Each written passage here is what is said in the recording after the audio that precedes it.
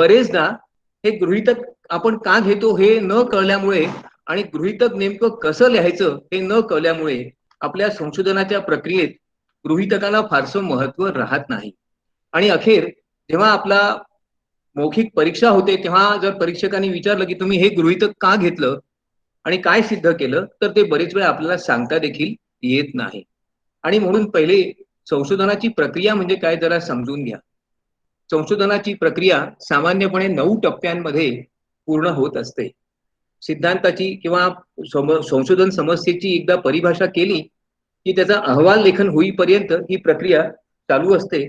यातली यातला एक महत्वाचा टप्पा म्हणजे संशोधनाची तयारी करताना कोणती पद्धत संशोधनाकरता माहिती संकलनाकरता निवडायची हे ठरविताना आपल्याला सर्वप्रथम आपली गृहीतकं काय आहेत हे निश्चित करावं लागतं. आणि या दृष्टिकोनातून गृहीतकांचं विशेष महत्व आहे. कारण जर आपलं गृहीतक बरोबर नसेल, आपला उपसिद्धांत चुकला असेल, तर संशोधनाचं फलित देखील फारसं बरोबर येऊ शकत नाही. असं का होतं? तर एकतर आपल्या संशोधनाची जी समस्या आपण लिहिली असते त्याला अनुसरून आपलं गृहीतक आपण परिभाषित केलेलं नसतं. संशोधनाची परिभाषा चुकली असेल, संशोधनाचं विधानच जर चुकलं असेल, तर गृहीतक बरोबर असण्याचं काही एक कारण नाही. बरेच वेळा आपल्या संशोधन समस्येविषयीचं आकलनच चुकलेलं असतं. म्हणजे आपल्याला नेमकं काय करायचं आहे, हे संशोधन आपण का करीत आहोत, या संशोधनाच्या विधानातून काय अर्थ ध्वनित होतो, हे आपल्या बरीचदा लक्षात येत नाही. आपण काहीतरी एक टायटल लिहितो, ते सुदैवाने आपल्या विद्यापीठातून मान्य होतं. मग आपल्याला वाटतं हे बरोबर आहे आणि त्या अनुषंगाने आपलं काम चालू राहतं. परंतु प्रत्यक्ष त्या संशोधनाच्या विधानाचा अर्थ आणि आपल्याला कळलेला अर्थ याच्यामध्ये बरीच तफावत असते आणि त्यामुळे आपलं संशोधनाचं गाडं मध्येच कुठेतरी अडकतं किंबहुना ते योग्य प्रकारे पूर्ण होत नाही. कधी कधी आपल्याला संशोधनाची जी समस्या आहे त्याच्या पाठीमागची संकल्पना बरोबर लक्षात येत नाही. मी याची उदाहरणं नंतर देणारच आहे. आणि ही संकल्पना जर बरोबर समजली नाही तर विधान चुकतं. विधान चुकल्यामुळे उपसिद्धांत चुकतात. आणि मला काय अभ्यास करायचा आहे, कशाकरता अभ्यास करायचा आहे, त्याबद्दल जर आपल्या मनात गोंधळ असेल तरी देखील आपल्या संशोधनाच्या प्रक्रियेत अनेक दोष निर्माण होतात. म्हणून आपल्याला एका वैज्ञानिक दृष्टिकोनातूनच संशोधनाच्या प्रक्रियेचं विधान लिहिलं पाहिजे आणि त्याच्या अनुसरूनच आपण संशोधनाचे उपसिद्धांत लिहिले पाहिजे. सगळ्यात पहिले तर आपल्याला वैज्ञानिक दृष्टिकोन संशोधनाच्या संदर्भात काय आहे हे आपण लक्षात घेतलं पाहिजे. एखादं विधान जेव्हा आपण परिभाषित करतो त्याचा एकच अर्थ असला पाहिजे. म्हणजे मी जर एखाद्या संशोधनाचं विधान, संशोधनाची समस्या लिहिली आणि जर मला कोणी विचारलं की याचा अर्थ काय, तर जो अर्थ मला अभिप्रेत आहे तोच मी त्या समोरच्या माणसाला सांगू शकलो पाहिजे आणि त्याची योग्य प्रकारे समजूत घालू शकलो पाहिजे. इतरांना आणि मला एकच अर्थ अभिप्रेत असला पाहिजे आणि वेगवेगळ्या परिस्थितीत मला वेगवेगळा अर्थ देखील अभिप्रेत असता कामा नये. त्या संशोधनाच्या संदर्भात जी वेगवेगळी सत्य किंवा महत्वाची तथ्य आहेत त्या सर्वांचा समावेश होणारं संशोधनाचं विधान असलं पाहिजे. आपण ज्या घटकांचा आपल्या संशोधनात समावेश करणार आहोत, ज्यांना आपण व्हेरिएबल्स म्हणतो, चल घटकांचा, किंवा एखाद्या विशिष्ट समस्येचा अभ्यास करताना ज्या घटकांना प्रामुख्याने प्राधान्य देणार आहोत त्या घटकांचा कोणत्या प्रकारे आपण उल्लेख केला आहे किंवा कोणत्या प्रकारे उल्लेख करायचा आहे याच्याबद्दल आपल्या संकल्पना अत्यंत स्पष्ट असायला पाहिजेत आणि या संकल्पनातला परस्पर संबंध आपण जोडू शकलो पाहिजे. जोपर्यंत आपल्या संकल्पना स्पष्ट नसतात तोपर्यंत आपल्या संशोधनाचं विधान कधीही योग्य प्रकारे तयार होऊ शकत नाही. मी पूर्वीच तुम्हाला एकदा सांगितलेलं आहे की याच्याकरता आपल्याला संशोधनाच्या संकल्पनेविषयी विस्तृत वाचन आपण करणं अत्यंत आवश्यक आहे. तोपर्यंत आपल्याला या संशोधनाच्या समस्येचा नेमका अर्थ लागत नाही. जेव्हा केव्हा आपण एखाद्या संशोधनाच्या समस्येचा विचार करतो त्यावेळेला सामान्यपणे आपण 6 घटक मुख्यत्वे करून लक्षात घेतो. हे संशोधन व्यवहार्य आहे का, हे संशोधन खरोखरच पूर्ण होऊ शकेल का. कधी कधी एखादी समस्या आपल्याला फार महत्वाची वाटते, ती फार उपयुक्त आहे असं वाटतं, परंतु प्रत्यक्षात त्याच्याशी संबंधित संशोधन करणं आपल्याला शक्य होणार आहे का, योग्य ती माहिती मिळू शकेल का, योग्य त्या प्रकारे तिचं विश्लेषण आपण करू शकू का, हा विचार आपण अगोदर केला पाहिजे. तर संशोधनाचं विधान आणि व्यवहार्यता याच्यामध्ये संबंध टिकून राहतो. विवेकानीच ज्या संशोधनाच्या बद्दल खूप संदिग्धता असेल, वेगवेगळ्या प्रकारचे प्रवाद असतील आणि त्याच्यात व्यक्तिगत हित किंवा व्यक्तिगत दृष्टिकोनाचा जास्त समाविष्ट झाला असेल अशा संशोधनांमध्ये सामान्यपणे तथ्य जी असतात ती एकांगी असतात. ते संशोधन कालोचित असलं पाहिजे, समयोचित असलं पाहिजे. ज्या समाजात ज्या कालखंडात आपण हे संशोधन करीत आहोत त्याला त्याच्या दृष्टिकोनातून ते उपयुक्त असलं पाहिजे. सगळ्यात महत्वाचं आपली क्षमता. विषय खूप चांगला असला म्हणजे संशोधन चांगलं होतं असं नाही. तो विषय शेवटापर्यंत नेण्याची आपल्यात क्षमता आहे का, आणि त्याची संदर्भामध्ये विशिष्ट संदर्भामध्ये काय उपयुक्तता आहे. मग एखाद्या संस्थेकरता असेल, शासनाकरता असेल, समाजाकरता असेल, या सगळ्या घटकांचा विचार आपण करीत असतो. म्हणून आपल्या संशोधनाची जी चौकट असते ती तिचा आधारच आपलं गृहीतक आहे असं आपण समजलं पाहिजे. आपल्या गृहीतकाची जर रचना योग्य प्रकारे झाली असेल तर गृहीतकाशी संबंधित असणाऱ्या महत्वाच्या संकल्पना आपण योग्य प्रकारे परिभाषित करू शकतो. चांगल्या संशोधन प्रस्तावांमध्ये वर्किंग डेफिनेशन्स, महत्वपूर्ण उपयुक्त परिभाषांचा समावेश करावा लागतो. एक नेहमी लक्षात ठेवा, या परिभाषा आपल्या संशोधनाच्या दृष्टीने अत्यंत महत्वाच्या असतात. परंतु जोपर्यंत आपल्या गृहीतकाची रचना कोणती आहे हे आपल्याला माहीत होत नाही तोपर्यंत या संकल्पनांची परिभाषा आपण करू शकत नाही. तिसरी महत्वाची गोष्ट, या संकल्पना कशा करता आपण परिभाषित करतो, तर आपल्याला कोणत्या प्रकारची माहिती गोळा करायची, कोणाकडून ती माहिती गोळा करायची आहे, त्याचं विश्लेषण कसं करायचं आहे, आणि या माहितीच्या माध्यमातून आपण कोणता सिद्धांत प्रस्थापित करणार आहोत, या सर्व गोष्टींवर प्रकाश टाकण्यासाठी या संकल्पनांची रचना योग्य, शास्त्रशुद्ध आणि परिपूर्ण असणं आवश्यक आहे. मग आता आपल्याला जो उपसिद्धांत मांडावयाचा आहे त्याच्याकरता कोणकोणते माध्यम किंवा कोणकोणती साधनं उपलब्ध असतात. ज्या विषयाचा किंवा ज्या संकल्पनेचा आपण अभ्यास करतो त्या संदर्भात जर इतरत्र कुठे कोणी सिद्धांत मांडले असतील, कोणी काही थिअरीज मांडल्या असतील, तर त्या थिअरीजचा, त्या सिद्धांतांचा आपण आधार म्हणून वापर करू शकतो. जसं की आपण अर्थशास्त्रामध्ये किंवा वाणिज्यामध्ये अनेक सिद्धांत पुस्तकांमध्ये वाचतो. कधी कधी आपल्या संशोधनाचा विषय त्या सिद्धांतांशी निगडीत असतो. मग त्या सिद्धांतामधूनच आपल्याला एखादी कल्पना सुचू शकते तिचा आपण गृहीतक म्हणून वापर करू शकतो. कधी कधी आपण एखाद्या समस्येचं, एखाद्या घटनेचं, एखाद्या घटनाक्रमाचं योग्य प्रकारे निरीक्षण करतो. या निरीक्षणातून आपल्याला काही निश्चित ठोकताळे मांडता येतात. त्याच्या आधारावर आपण आपला गृहीतक निर्माण करू शकतो की अशा प्रकारच्या निरीक्षणांमुळे मला अशी अशी संकल्पना प्रस्थापित करावीची वाटते की जिचा मी अभ्यासाअंती शोध घेणार आहे ती खरी आहे का चूक आहे. कधी कधी एका संशोधनाचा शेवट जिथे होतो तिथे त्या संशोधनातल्या निष्कर्षावरून आपल्याला नवीन संशोधनाला सुरुवात करता येते. त्याला आपण अॅनॉलॉजी असं म्हणतो. कधी कधी आपल्याला स्वयंस्फूर्तीनेच एखादी कल्पना सुचते, ती खूप नवीन वाटते, खूप उपयुक्त वाटते, संशोधनास योग्य वाटते. त्या कल्पनेचा वापर म्हणजे स्वयंस्फूर्तीने सुचलेल्या संकल्पनांचा वापर आपण उपसिद्धांत म्हणून करू शकतो. इतर संशोधनांनी जे काही सिद्ध केलं असेल, जे काही निष्कर्ष काढले असतील त्यांचा देखील आपण आधार म्हणून वापर करू शकतो. कधी कधी एखाद्या विषयावर खूप लिखाण झालेलं असतं, त्या लिखाणातून वेगवेगळे पैलू त्या विषयासंबंधी मांडल्या गेले असतात. मग अशा लिखाणामधून आपल्याला काही अस्पर्श अशा पैलूंचा शोध घेता येतो की ज्याच्यावर अद्याप लिखाण व्हायचं आहे, त्याच्यावर अद्याप पर्याप्त संशोधन व्हायचं आहे, आणि मग त्या पैलूंना आपण गृहीतकांमध्ये समाविष्ट करू शकतो. आपल्या परिसरात जिथे आपण वावरतो, राहतो, त्या परिसरातली अर्थव्यवस्था, बाजारपेठ, अर्थरचना, समाजरचना यांच्या माध्यमातून देखील आपल्याला बरेच वेळा काही उपसिद्धांत सुचू शकतात. कधी कधी एखादा सिद्धांत जिथे संपला असेल असं आपल्याला वाटतं, त्याच्या पुढे जाऊन त्या सिद्धांताची परिणती कशात होईल हे जर आपण शोधण्याचा प्रयत्न केला तर ते देखील आपल्या गृहीतकाचं आधारभूत एक साधन असू शकतं. मग एक चांगला जो गृहीतक आहे, चांगलं गृहीतक म्हणा, चांगला उपसिद्धांत म्हणा, तो जर आपल्याला प्रस्थापित करायचा असेल तर आपण काय केलं पाहिजे, तर सगळ्यात पहिले त्या गृहीतकाविषयी जी कोणती आपली रचना असेल त्याबद्दलच्या आपल्या संकल्पना अत्यंत स्पष्ट असल्या पाहिजेत. आपल्या मनात जर संकल्पनात्मक गोंधळ असेल, जर आपल्या स्वतःच्याच कल्पना स्पष्ट नसतील तर आपण कोणत्याही प्रकारचं गृहीतक योग्य प्रकारे मांडू शकत नाही. ते विशिष्ट समस्येला धरून असलं पाहिजे. ज्या समस्येचा अभ्यास करायचा आहे नेमका त्या समस्येचे वेगवेगळे पैलूच आपल्या गृहीतकातून व्यक्त झाले पाहिजेत. फारसा फापट पसारा किंवा ज्या गोष्टी आपल्याशी संबंधित नाही अशा संबंधीबद्दल त्याच्यात विवेचन करावयाची आवश्यकता नाही. माझा असा एक अनुभव आहे की बरेच वेळा एखाद्या संशोधनामध्ये 15-16 गृहीतकांची रचना केलेली असते आणि प्रत्यक्ष जेव्हा संशोधनाचा शेवट होतो 2 किंवा 4च गृहीतकांची सिद्धता संशोधकांनी केली असते. याचा अर्थ असा की तो आपल्या संशोधनातील गृहीतकांबद्दल निश्चित स्वरूपाचं दृष्टिकोन त्याच्यामध्ये नाही. जे वैशिष्ट्य त्याला दाखवायचंय त्याच्यापेक्षा वेगळ्याच गोष्टी त्यांनी आपल्या गृहीतकांमध्ये समाविष्ट केलेल्या आहेत.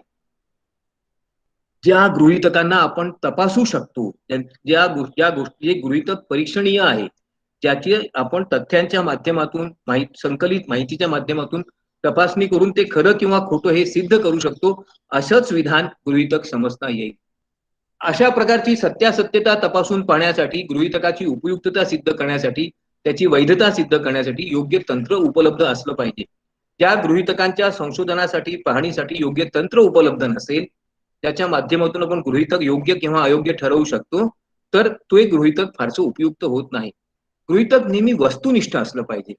त्यातून आपला पूर्वग्रह दिसता कामा नये. एखाद्या गोष्टीबद्दल आपल्या मनात काही विशिष्ट कल्पना आहेत, काही पूर्वग्रह आहेत, काही गोष्टी आपल्याला आवडतात किंवा आवडत नाहीत. त्यांचा प्रभाव आपल्या गृहीतकांवर झाला असेल तर गृहीतक एकांगी होतं, त्यातून सत्यापेक्षा वेगळ्याच गोष्टी पुढे येतात. आणि सगळ्यात महत्वाचं, गृहीतक लिहिताना फार जटिल कठीण भाषेचा, फारशा क्लिष्ट शब्दांचा वापर करण्याची आवश्यकता नाही. सोप्या साध्या शब्दात जे व्यक्त करता येतं ते अधिक शास्त्रीय असतं, असा बरेच लोकांचा अनुभव आहे. मग या गृहीतकाची संकल्पना काय आहे? गृहीतकाच्या वेगवेगळ्या परिभाषा तुम्हाला पाठ्यपुस्तकांमधून, संशोधनपर लेखांमधून पाहायला मिळतील. एक साधी परिभाषा मी तुम्हाला सांगू इच्छितो. मर्यादित पुराव्यांच्या माध्यमातून सध्याच्या घटनेला, एखाद्या संशोधनाला प्रारंभ करण्यासाठी जे विधान आपण स्वीकारलेलं आहे की ज्याची सत्यासत्यता अद्याप निश्चित व्हावयाची आहे, अशा विधानाला आपण गृहीतक म्हणतो. म्हणजेच असं की एखादं विधान आपल्याला तपासायचं आहे, पण आपल्याला असं वाटतं ते खरं आहे किंवा आपल्याला खात्री आहे की ते खोटं आहे, परंतु आपल्यापाशी जर पुरावा नसेल तर पुरावे गोळा करून आपलं विधान बरोबर आहे किंवा चूक आहे हे जेव्हा आपण सिद्ध करण्याचा प्रयत्न करतो, तेव्हा त्या विधानाला आपण गृहीतक असं म्हणू शकतो. कधी कधी एक महत्वाची बाब आपण लक्षात घेतली पाहिजे की ज्या दुसऱ्या परिभाषेत तिचा समावेश केला आहे. गृहीतक म्हणजे जरी एखादं विधान जे आपल्याला तपासायचं आहे असं असलं तरी सुद्धा ते फार असं अवास्तव असता कामा नये, फार चुकीचं असता कामा नये. जी गोष्ट फार चुकीची किंवा अवास्तव आहे, जी गोष्ट अवाजवी आहे, तिला कधीच सिद्ध करायची गरज नसते. मग एक वाईल्ड गेस, एक केवळ मोठा अंदाज, पोकळ अंदाज असणारं विधान कधीही चांगलं उपसिद्धांत किंवा गृहीतक होऊ शकत नाही. ज्याला वैज्ञानिक आधार नाही, ज्या गोष्टी केवळ कल्पनारंजक आहेत, अशा गोष्टींना आपण गृहीतक म्हणून घेता कामा नये. मग गृहीतकाबद्दल काही आपले योग्य असे समज असले पाहिजेत की जे आपण सिद्ध करू शकतो. मी तुम्हाला काही गृहीतकांची उदाहरणं इथे देणार आहे. यावरून तुमच्या लक्षात येईल की साधारणपणे गृहीतक कशा प्रकारे लिहिलं जातं. The people who read more have better and logical understanding. जे लोक बरेच वाचन करतात त्यांच्या आकलन शक्ती अधिक व्यापक आणि परिपूर्ण असते, तर्कशुद्ध असते. आपल्या सगळ्यांचा अनुभव आहे की जेव्हा आपण खूप काही वाचतो वेगवेगळ्या विषयांवर, त्यावेळेला आपोआपच आपली विचारांची क्षमता, विचारांची व्याप्ती अधिक अधिक व्यापक होत जाते.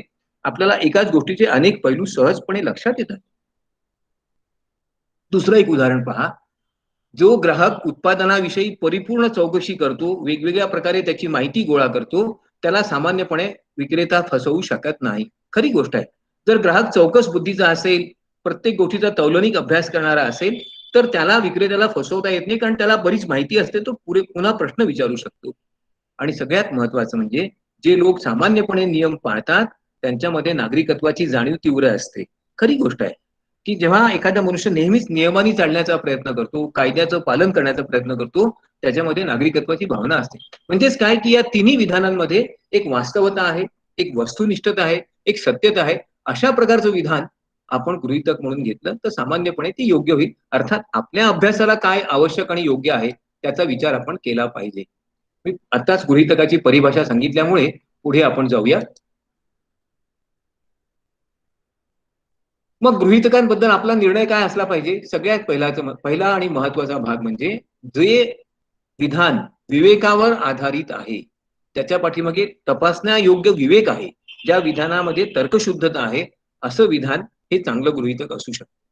ज्या विधानाबद्दल आपल्याला चौकशी करणं आवश्यक आहे किंवा ज्या विधानातून एखाद्या समस्येचे वेगवेगळे पैलू व्यक्त होतात, असं विधान केव्हाही चांगलं.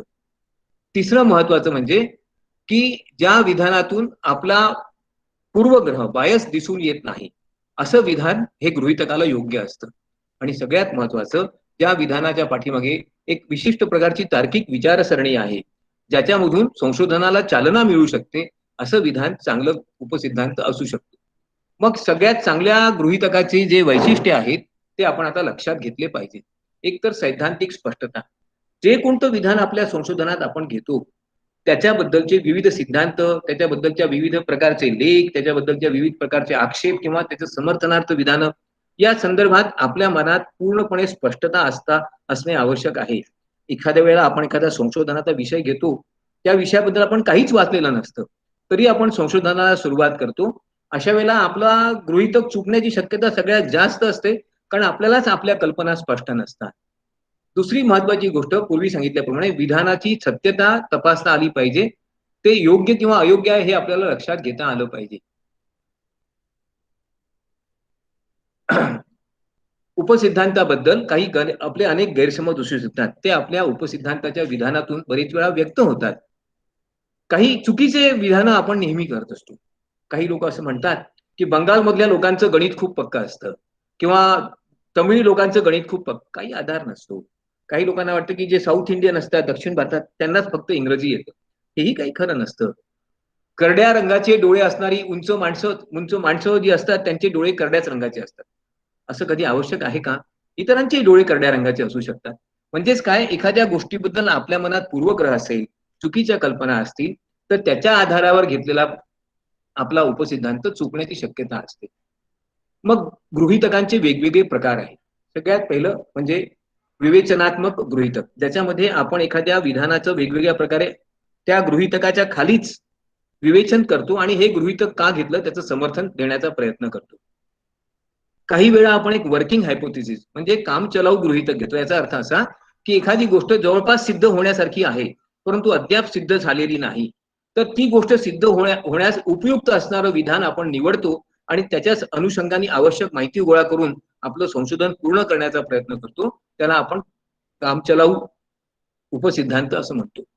काही वेळा आपण एखादं विधान असत्य आहे असा आधी आधार धरतो आणि त्या संबंधात संशोधन करून ते सत्य नसल्यास, म्हणजेच असत्य असल्यास स्वीकारतो किंवा ते सत्य असल्यास आपला जो काही विधान आहे त्याला नाकारतो. याला आपण नल हायपोथिसिस, नकारात्मक दृष्टिकोनातून एखादी गोष्ट सत्य नाही, एखादी गोष्ट विवेकपूर्ण नाही, एखादी गोष्ट चुकीची आहे असं समजून त्या गोष्टीची जेव्हा आपण तपासणी करण्याचा प्रयत्न करतो त्याला आपण नल हायपोथिसिस म्हणतो.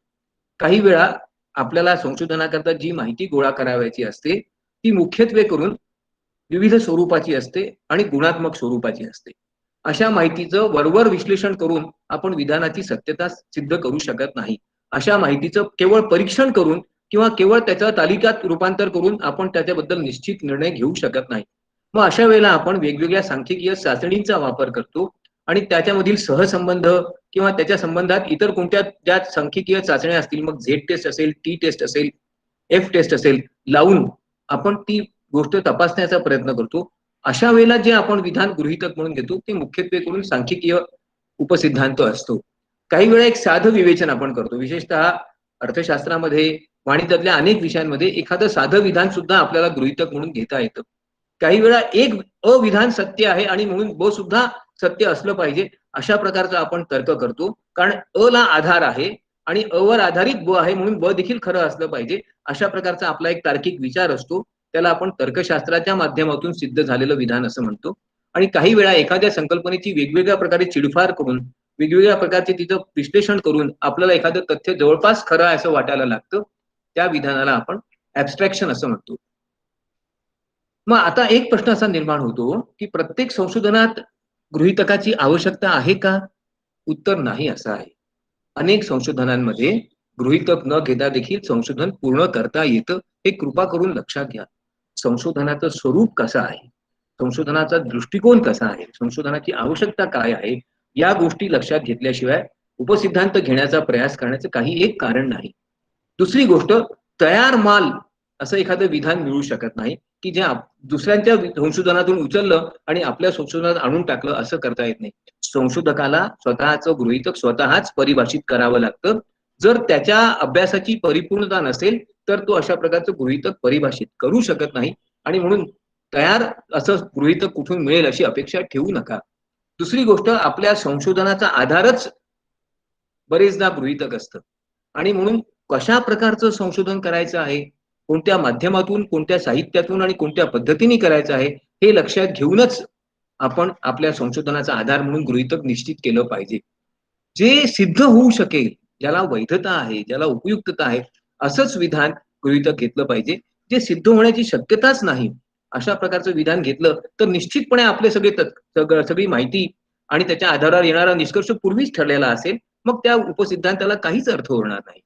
सगळ्यात महत्वाचं म्हणजे की संशोधनाच्या दृष्टिकोनातून आपण काय तयारी केली आहे किंवा संशोधनाची आवश्यकता काय आहे, हे लक्षात घेऊनच आपण गृहीतकाची परिभाषा केली पाहिजे. सत्य जाणण्याकरता गृहीतक असतं. कारण एखादं गृहीतक जेव्हा आपण स्वीकारतो आणि त्याला सिद्धांत मानायला लागतो, त्याबरोबर आपण सत्याचा शोध घेतला असा त्याचा अर्थ होतो. जेव्हा एखादा उपसिद्धांत आपण नाकारतो, त्याचा अर्थ ती गोष्ट सत्य नाही असं आपण प्रतिपादन करत असतो आणि म्हणून सत्याचा शोध हाच गृहीतकाचा खरा आधार आहे. मग आता गृहीतक कशा प्रकारे निर्माण करायचं, गृहीतकाचं विधान कसं तयार करायचं? सगळ्यात पहिले आणि सगळ्यात महत्वाचं म्हणजे प्रत्येक संशोधन कोणत्या तरी विशिष्ट प्रकारच्या संकल्पनांवर आधारित असतं, काहीतरी समजुतींवर आधारित असतं. मग या समजुती चुकीच्या असू शकतात किंवा बरोबरही असू शकतात. जर आपल्या समजुती बरोबर असतील तर निष्कर्ष देखील त्याच्या अनुषंगाने योग्य असेच येतील. जर आपल्या समजुती चुकल्या असतील तर आपले निष्कर्ष सांगतील की तुमची समजूत चूक होती आणि म्हणून हा निष्कर्ष प्राप्त झाला आहे. परंतु हा जो प्रवास आहे समजुतीपासून संशोधनाच्या निष्कर्षापर्यंत, तो प्रवास योग्य प्रकारे होण्याकरता एखाद्या मशालीचं काम गृहीतक करत असतात आणि म्हणून योग्य आधारावरच गृहीतकाची परिभाषा केली पाहिजे. जोपर्यंत गृहीतकाची परिभाषा आपण योग्य प्रकारे करत नाही, तोपर्यंत संशोधनाची प्रक्रिया देखील योग्य प्रकारे पूर्ण होऊ शकत नाही, त्याला योग्य दिशा मिळू शकत नाही. बरेच वेळा संशोधनाचा उपसिद्धांत इतका चांगल्या प्रकारे लिहिला असतो की त्यामुळे आपल्याला संशोधन प्रक्रिया खूपच सहजपणे आणि योग्य प्रकारे पूर्ण करता येते. सगळ्यात महत्वाचं म्हणजे जे विधान आपण घेणार आहोत गृहीतक म्हणून, त्या विधानाचा संपूर्ण संशोधनामध्ये प्रत्येक ठिकाणी योग्य तो वापर आपल्याला करता आला पाहिजे. गृहीतक निर्माण करण्याचे, गृहीतकाचं विधान लिहिण्याच्या दोन पद्धती आहेत. एखादं निरीक्षण आधी केलं, त्या निरीक्षणावरून एक विशिष्ट प्रकारचं तथ्य आपल्या लक्षात आलेलं आहे की जे आपल्याला वाटतं जे कदाचित संपूर्णपणे बरोबर आहे, त्याच्या आधारावर आपण एक सामान्य अशा स्वरूपाचं गृहीतक किंवा आधारभूत सिद्धांत म्हणून एखादं उपसिद्धांत घेतलेला आहे आणि मग माहिती प्राप्त करून आपली समजूत किंवा आपल्याला दिसलेलं निरीक्षणातून प्राप्त झालेलं विधान खरं किंवा खोटं आपण ठरवतो, त्याच्या आधारावर सिद्धांत मांडतो. म्हणजेच आधी निरीक्षण आणि नंतर सिद्धांत याचा प्रवास गृहीतकाच्या माध्यमातून करतो. हा पहिला दृष्टिकोन आहे. दुसरा मार्ग म्हणजे आधी एखादा सिद्धांत घ्यायचा, तो सिद्धांत खरा का खोटा हे पाहण्याकरता उपसिद्धांत घ्यायचा की वरील सिद्धांत या कारणामुळे मला अयोग्य वाटतो किंवा वरील सिद्धांत या कारणांमुळे मला योग्य वाटतो. मग त्याच्या अनुषंगाने योग्य प्रकारचं निरीक्षण करायचं आणि शेवटी जे काही निष्कर्ष प्राप्त होतील त्याच्या माध्यमातून सिद्धांत चूक आहे का बरोबर आहे हे ठरवायचं. कुठल्याही एका पद्धतीने आपण आपलं गृहीतक निर्माण करू शकतो. गृहीतकाची आवश्यकता कशा करता असते? सगळ्यात पहिले आणि सगळ्यात महत्वाचं म्हणजे आपल्या संशोधनाचं स्वरूप कशा प्रकारचं आहे हे जर कुणाला आपल्याला समजावून सांगावयाचं असेल, त्याचे निर्धारक घटक कोणते हे जर आपल्याला लक्षात घ्यायचं असेल तर गृहीतकाची आवश्यकता असते. कोणत्या प्रकारच्या संशोधन पद्धतीतून हे गृहीतक सिद्ध होऊ शकेल किंवा हा संशोधन पूर्ण होऊ शकेल हे जर आपल्याला पाहायचं असेल तर आपलं गृहीतकच आपल्याला सांगतं की या पद्धतीनेच हे संशोधन पूर्ण होऊ शकेल. आपल्या संशोधनाचा हेतू, उद्दिष्ट आणि संशोधनाचे निष्कर्ष यांच्यामधील परस्पर संबंध जोडणारा दुवा म्हणजेच गृहीतक आहे. कोणत्या प्रकारच्या साहित्याचा परामर्श केला पाहिजे, रिव्ह्यू ऑफ लिटरेचर आपण घेतला पाहिजे, हे जर लक्षात घ्यायचं असेल तर गृहीतकाची नितांत आवश्यकता असते. एक फार महत्वाची बाब आहे ती तुमच्या लक्षात आणून दिली पाहिजे. आपल्यापैकी अनेकांनी आतापर्यंत कदाचित संशोधनाची प्रक्रिया पूर्ण केली असेल आणि आपल्यापैकी अनेकांना पदवी देखील प्राप्त झाली असेल. एक लक्षात घ्या की जेव्हा आपण संशोधन सुरू केलं त्यावेळेला आपण कदाचित रिव्ह्यू ऑफ लिटरेचर, संशोधनासाठी उपलब्ध साहित्याचा परामर्श नावाचं प्रकरण लिहिलं असेल. याचा हेतू काय असतो हो? याचा हेतू असा असतो की आतापर्यंत या विषयाशी संबंधित कोणकोणती संशोधनं झालीत, या संशोधनात कोणकोणते निष्कर्ष निघालेत आणि कोणत्या पैलूंवर, कोणत्या बाबींवर अद्याप प्रकाश पडलेला नाही, कोणत्या बाबी अद्याप संशोधनात आल्या नाही त्याला शोधून काढणं, याला आपण रिसर्च गॅप असं म्हणतो. आपलं उपसिद्धांत या रिसर्च गॅपवर, संशोधनातील दरीवर योग्य तो प्रकाश टाकतं आणि त्याच्या आधारावर आपल्याला योग्य प्रकारे संशोधन करता येतं. ज्या संशोधनात अशा प्रकारची संशोधनामधील दरी, संशोधनामधील अंतर लक्षात घेतलं नसेल ते संशोधन फारसं यशस्वी होत नाही. मग आता इथे एक गोष्ट आपण लक्षात घेतली पाहिजे की काही उदाहरणांच्या माध्यमातून की संशोधनाकरता उपसिद्धांताची गरज कशा प्रकारची असते. जेव्हा एखादा घटनाक्रम, एखादी घटना, एखादा प्रसंग आपण अभ्यासतो की जो आपल्याला पूर्णपणे नवीन आहे, ज्याच्याबद्दल आपल्याला कोणतीही कल्पना नाही किंवा कोणतीही माहिती नाही. समाजात, बाजारपेठेत, अर्थव्यवस्थेत एखादी नवीनच घटना घडली असेल, एखादा नवीनच सिद्धांत आला असेल, एखादा नवीनच उपक्रम सुरू झाला असेल, नवीन प्रयोग सुरू झाला असेल, त्याचे काय परिणाम होणार आहेत हे आपल्याला आगाऊ कळू शकत नाही. मग अशा वेळेला या घटनेचे, उपक्रमाचे संभाव्य परिणाम काय होतील हे जर आपल्याला अभ्यासायचं असेल तर त्याच्याकरता आपल्याला योग्य उपसिद्धांताची नेहमीच आवश्यकता पडते. एक उदाहरण देऊन माझा मुद्दा मी स्पष्ट करू इच्छितो. भारतामध्ये 1991 नंतर आपण एक नवीन आर्थिक धोरण स्वीकारलं. अनेकांच्या मनात वेगवेगळ्या प्रकारचे संभ्रम होते, संदेह होते की हे आर्थिक धोरण योग्य आहे का अयोग्य. मग त्या अनुषंगाने संशोधन सुरू झालं. काही लोकांनी संशोधनाचा आधारच असा घेतला की मुक्त आणि उदार अर्थव्यवस्था ही उद्योगांना मारक, भारतीय उद्योगांना मारक ठरणार आहे. भारतीय उद्योगांना जे संरक्षणाचं धोरण आपण स्वीकारलं आहे, प्रोटेक्शनिझम, त्याच्या विरोधात जाणारे हे धोरण असल्यामुळे भारतीय उद्योग कोसळतील. आणि त्या अनुषंगाने त्यांनी पाहणी सुरू केली. म्हणजे यांचा जो उपसिद्धांत हा नकारात्मक होता. तर काही लोकांनी अशा प्रकारचं उदारीकरण आपल्या उद्योगांना अत्यंत उपयुक्त सिद्ध होणार आहे अशा अर्थाने पाहणी सुरू केली. उदारीकरणाची प्रक्रिया तर नवीनच होती. मग दोन्ही दृष्टिकोनातून अभ्यास सुरू झाले, वेगवेगळे निष्कर्ष प्राप्त झाले आणि त्याच्या आधारावर पुढील योजना किंवा नियोजनाचा आधार ठरविता आला. म्हणजेच काय, एखादा उपक्रम, एखादी घटना, एखादा कार्यक्रम नवीन असेल, एखादा व्यवसाय नवीन असेल, एखादी कार्यपद्धती नवीन असेल तर त्याचा अभ्यास करण्याकरता आपल्याला उपसिद्धांताची आवश्यकता असते. एखाद्या समस्येचे काही पैलू आतापर्यंत दुर्लक्षित असतात. याचं अजून एक उदाहरण तुम्हाला मला देता येईल. ज्या वेळेला आपण डिजिटल पेमेंट सिस्टीम सुरू केल्या, क्रेडिट कार्डच्या माध्यमातून, इतरही वेगवेगळ्या वॅलेट्सच्या माध्यमातून, पेमेंट वॅलेट्सच्या माध्यमातून, त्यावेळेला त्याचे काय दुष्परिणाम होणार आहे हे आपल्याला सुरुवातीला लक्षात आलं नाही. पण जसे जसे सायबर गुन्हे वाढायला लागलेत त्याबरोबर आपल्याला त्याचे नवीन अप्रकाशित पैलू लक्षात यायला लागले. मग हे पैलू कोणते असतील, याच्यातून कोणत्या समस्या निर्माण होऊ शकतात, त्याला प्रतिबंध घालण्याकरता काय उपाययोजना कराव्या लागतील असा अभ्यास सुरू झाला. जी घटना पूर्वी घडली नव्हती तिचे नवीन पैलू पाहण्याकरता गृहीतकांची आवश्यकता असते. एखाद्या समस्येचा वेगळ्या दृष्टिकोनातून आपल्याला अभ्यास करायचा असेल, यापूर्वी ज्या ज्या संशोधकांनी अभ्यास केला त्याच्यापेक्षा वेगळ्या पद्धतीने आपल्याला अभ्यास करायचा असेल तरी देखील आपल्याला गृहीतकाची आवश्यकता असते. काही वेळा एखादा नवीनच विचार आपल्याला मांडायचा असेल तर हा विचार मांडण्यापूर्वी त्याच्या पाठीमागची तर्कशुद्धता, त्याची उपयुक्तता आपल्याला लक्षात घ्यावी लागते आणि मगच तो विचार पुढे मांडता येतो.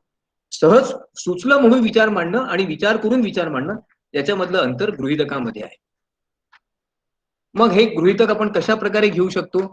सगळ्यात साधी, सगळ्यात सोपी, नित्य उपयोगाची पद्धत जर कोणती असेल तर कॉमन सेन्सचा वापर करून. एखादा उपक्रम, एखादी घटना आपल्याला बाजारपेठेत दिसते, अर्थव्यवस्थेत दिसते, ती आपण इतके वेळा तिचं निरीक्षण करतो की त्याच्याबद्दल काही निश्चित ठोकताळे आपल्याला सहजपणे मांडता येतात. पण हे ठोकताळे आहे, हे खरं नाही आहे. मग हे ठोकताळे बरोबर आहे का चूक हे तपासण्याकरता आपल्याला गृहीतकांची आवश्यकता असते. हे गृहीतक आपल्या सामान्य समजुतीवर आधारित असते. काही वेळा एखादी घटना घडण्याकरता अनेक घटक कारणीभूत ठरतात. त्यामुळे घटनेचं स्वरूप अत्यंत जटिल होतं. मग अशा वेळेला केवळ ठोकताळ्यांच्या भरोशावर आपण काही उपसिद्धांत मांडू शकत नाही. मग त्याच्याकरता आपल्याला त्या घटनेशी संबंधित वेगवेगळे घटक कोणते आहेत, त्या घटकांचा आंतरसंबंध कोणता आहे, परस्पर संबंध कोणता आहे, त्याचा त्या घटनेवर आणि इतरांवर काय प्रभाव झाला आहे हे आपण तपासून पाहण्याकरता त्या अनुषंगाने आधी एक छोटासा अभ्यास करून, त्याला पायलट स्टडी म्हणतात, मग गृहीतकाची रचना करतो. काही वेळा एखाद्या घटनेचं आपण विश्लेषण करतो. विशेषतः ज्या घटना ऐतिहासिक आहेत, ज्या घडून गेल्या आहेत, त्याचे परिणाम आपल्या लक्षात आले आहेत, अशा घटनांचं विश्लेषण करणं नेहमीच सोपं असतं. समजून चला 2005 पासून 2015 पर्यंत एखादा विशिष्ट प्रकारचा व्यावसायिक उपक्रम राबविला गेला असेल, एखादं व्यावसायिक धोरण राबविला गेलं असेल, नंतर ते बंद झालं असेल किंवा बदललं असेल, तर अशा वेळेला त्या उपक्रमाबद्दल, त्या धोरणाबद्दलची सर्वच माहिती आपल्यापाशी असते. मग त्याच्याशी संबंधित घटक कोणते आहेत याचं विश्लेषण आपण सहज करू शकतो आणि त्याच्या आधारावर देखील आपण उपसिद्धांत मांडू शकतो. याची काही उदाहरणं मला देता येतील.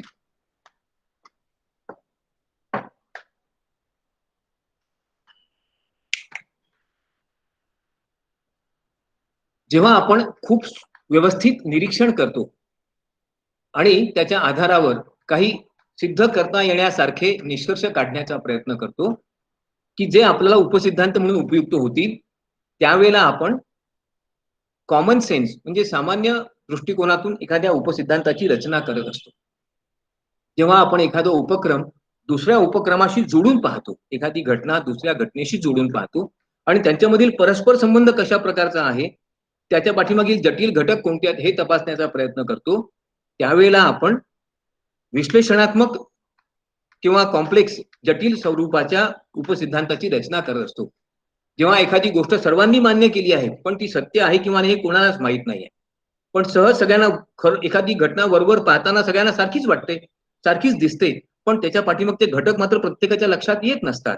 अशा वेळेला या घटकांचं निरीक्षण करण्याकरता, या घटकांचा कार्यकारण भाव लक्षात घेण्याकरता आपण विश्लेषणात्मक उपसिद्धांताचा वापर करतो. चांगलं उपसिद्धांताचं विधान जे असेल ना, त्याचे काही घटक लक्षात घ्या. प्रत्येक संशोधकांनी ह्या घटकांचा विचार करूनच आपल्या उपसिद्धांताची रचना केली पाहिजे. ज्याची तपासणी करता येईल, त्याच्याकरता योग्य माहिती प्राप्त होऊ शकेल, जे तपासून त्याच्याची सत्यासत्यता सिद्ध करता येईल, जे पूर्वी कोणीही सिद्ध केलं नाही असं विधान आहे आणि ज्याच्यामध्ये पूर्वग्रह नाही, अशा सर्व घटकांचा ज्याच्यात समावेश असेल, अशाच विधानाला योग्य अशा प्रकारचा गृहीतक असं म्हणता येईल. मग आपल्याला जेव्हा एखादा गृहीतक घ्यायचा आपल्या संशोधनाकरता, कदाचित तुमचं संशोधन सुरूही झालं असेल, तरी तुम्ही तुमच्या प्रस्तावामधील संशोधनाची जी काही गृहीतक आहे ती या निकषांशी तपासून पहा. सगळ्यात पहिले तर आणि सगळ्यात महत्वाचं म्हणजे की या गृहीतकाच्या पाठीमागे कोणती संकल्पना आहे. जर संकल्पना व्यवहार्य असेल, सत्य असेल, तर्कशुद्ध असेल, शास्त्रीय असेल, तर गृहीतक सहसा चुकणार नाही. केवळ आपल्या मनानेच आपण काहीतरी लिहून काढलं असेल, संकल्पनेशी त्याचा योग्य तो संबंध नसेल, तर गृहीतक चुकण्याची शक्यता खूप जास्त असते. दुसरी महत्वाची बाब म्हणजे ज्या संकल्पनेवर आधारित आपलं गृहीतक आहे, त्या संकल्पनांबद्दल अद्याप कोणी कोणी लिखाण केलं आहे, कोणत्या प्रकारचं संशोधन झालं आहे, त्यातून काय तथ्य सिद्ध झाली आहेत, याचा व्हेरिफायबल ऐतिहासिक माहिती तपासल्या जाऊ शकणारी ऐतिहासिक माहिती आपल्यापाशी असली पाहिजे. बरीच वेळा एखादी संकल्पना जेव्हा आपण वाणिज्यात तपासायला घेतो, ती संकल्पना 10, 15, 20, 50 वर्षांपासून चलनात असते. त्याच्यावर शेकडो लोकांनी अभ्यास केलेला असतो, हजारो लोकांनी पुस्तकं लिहिली असतात. मग आपल्यापाशी अशा प्रकारचा ऐतिहासिक माहिती तर खूपच उपलब्ध असते. मग याच्यापैकी कोणती माहिती आपल्या संशोधनाला उपयुक्त आहे, याचा विचार आपण केला पाहिजे. प्रत्येक उपसिद्धांतातून कोणता तरी एक सिद्धांत प्रस्थापित होत असतो हे लक्षात घ्या. मग जो उपसिद्धांत किंवा गृहीतक आपण घेतला आहे, त्याच्यामधून कोणता सिद्धांत प्रस्थापित होऊ शकेल किंवा कोणत्या सिद्धांताला आव्हान देता येईल, याचा विचार करा. उपसिद्धांताच्या बाबत एक गोष्ट नेहमीच लक्षात ठेवा, की ज्या गोष्टीला, ज्या विधानाला आपण उपसिद्धांत मानलं आहे, त्याच्या तपासण्याकरता योग्य तंत्रांचा वापर करण्याचं कौशल्य आपल्यात असलं पाहिजे. बरेच वेळा आपण घेतलेलं उपसिद्धांत किंवा गृहीतक अत्यंत जटिल स्वरूपाचं असतं. त्याच्याकरता मोठ्या प्रमाणात सांख्यिकीय माहितीचं विश्लेषण करणं अत्यंत आवश्यक असतं. पण आपल्यापाशी ते योग्य सांख्यिकीय कौशल्य नसतात. आजकाल SPSS मुळे सांख्यिकीय माहितीचं विश्लेषण करणं सोपं झालेलं आहे. परंतु या सांख्यिकीय माहितीच्या आधारावर उपसिद्धांताची रचना किंवा सिद्धता करणं मात्र सोपं झालेलं नाही. SPSSच्या माध्यमातून तुम्हाला फक्त सांख्यिकीय माहिती मिळते. तिचा वापर कसा करायचा हे कौशल्य मात्र संशोधकापाशीच असलं पाहिजे. सगळ्यात महत्वाचं, उपसिद्धांत हे संशोधकाच्या कौशल्याचं आणि धाडसाचं प्रतीक आहे, हे लक्षात ठेवा. ब्रेव्हिटी. संशोधक एखादं विधान जेव्हा करतो तेव्हा तो विचारपूर्वकच करीत आहे आणि त्याच्यातून त्याच्यातलं कौशल्य, त्याचं साहस व्यक्त होत आहे असंच दिसून आलं पाहिजे. त्या संशोधनातून काहीच नवीन दिसणार नसेल, काहीच नवीन साध्य होणार नसेल, अशा संशोधनाला उपसिद्धांताची गरजच नाही. सगळ्यात महत्त्वाचं म्हणजे आपल्या अभ्यासाचा, आपल्या संशोधनाचा आवाका, त्याची व्याप्ती जर मर्यादित करायची असेल, की ज्याच्यामुळे संशोधन खूप चांगल्या प्रकारचं होतं, त्याच्यामुळे संशोधन ठराविक वेळेत आपल्याला पूर्ण करणं शक्य होतं, त्याकरता आपल्याला चांगल्या प्रकारचं उपसिद्धांतांची नितांत गरज असते. उपसिद्धांताचा उपयोग काय होतो, तर सगळ्यात पहिले मार्गदर्शकाला आणि संशोधकाला दोघांनाही खरं मार्गदर्शन या उपसिद्धांताच्या माध्यमातूनच मिळतं. काय करायचं आहे हा प्रश्न जर पडू द्यायचा नसेल संशोधन करताना, तर काय करायचं आहे याचं उत्तर आपल्या उपसिद्धांतातूनच आपल्याला मिळालं पाहिजे. दुसरी गोष्ट, कोणत्या प्रकारची माहिती गोळा करायची. बरेच वेळा आपल्याला अनेक प्रकारे, अनेक माध्यमातून खूप माहिती मिळू शकते, पण सगळीच माहिती उपयुक्त असते का, असं नाही. त्यातली थोडीशीच माहिती उपयुक्त असते. मी तुम्हाला याचं एक उदाहरण देऊ इच्छितो. एका विद्यार्थ्याने म्हणजे माझ्या माहितीतल्या एक विषय घेतला की एका सहकारी साखर कारखान्याच्या वित्तीय कामगिरीचे विश्लेषण, परंतु त्यांनी त्याच्याकरता प्रश्नावली तयार केली आणि संचालकांची, शेअर होल्डर्सची, भागधारकांची, सदस्यांची माहिती गोळा केली, त्यांच्याकडून प्रश्नावली भरून घेतली. खरं पाहिलं असता संशोधनाचा विषय होता वित्तीय विश्लेषण. म्हणजे त्यांनी फक्त बॅलन्स शीटचा, स्थिती विवरणांचा आणि लाभ हानी पत्रकांचाच अभ्यास करणं अपेक्षित होतं. तेही ठराविक कालखंडाकरता 5 वर्ष, 10 वर्ष जो काही कालावधी ठरला असेल. अशा अभ्यासांकरता प्रश्नावलीच्या माध्यमातून या सर्व लोकांकडून माहिती गोळा करण्याचं काही एक कारण नाही. मग अशी चुकी का घडली असेल याचं उत्तर इथे आहे की आपल्याला नेमकी कोणती माहिती पाहिजे याच्याबद्दल आणि त्या माहितीचा उपयोग कसा करायचा याच्याबद्दल मनात जर गोंधळ असेल तर आपण नको असणारीच माहिती जास्त गोळा करतो. निश्चित प्रकारचे संशोधनातून निष्कर्ष कोणते निघणार आहे. प्रत्येक संशोधकाला आपल्या संशोधनाचा शेवट कुठे आणि कसा होणार आहे याची पूर्वकल्पना असलीच पाहिजे.